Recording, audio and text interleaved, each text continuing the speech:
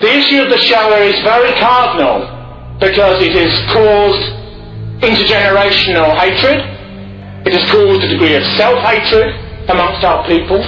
And this is the worst type of denigration, because denigration that comes from without is rain that bounces off and can be withstood. You can put it up an umbrella and get rid of it. But that which comes from inside is much more corrosive, much more deconstructive, much more disabling. And if you think and have been indoctrinated at school from a very early age that our group has committed some monstrous evil, you are dwarfed, to invent a word. You are semi-humiliated from the start. When you begin to assert yourself, you suddenly begin to remember, oh, I need to apologise before I do.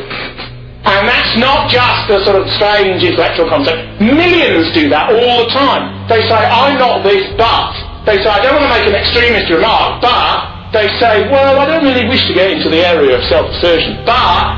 And the reason for all of that garbage is because of this shadow.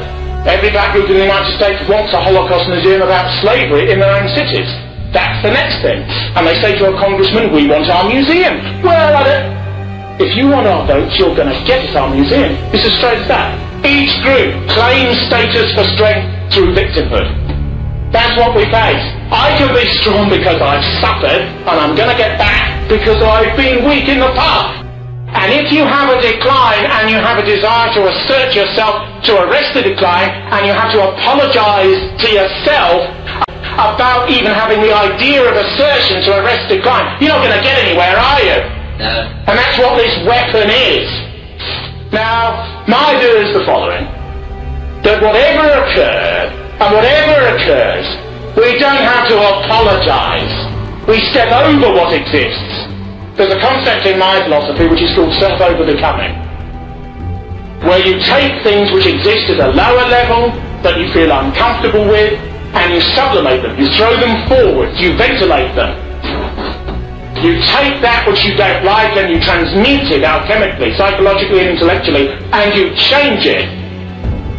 And you step forward and say no to past humiliations, to past indoctrination and degradation of the German people, who are cardinal to the European identity, both because of their cultural and linguistic specificity, and also because of the fact that they're at the heart of the European continent.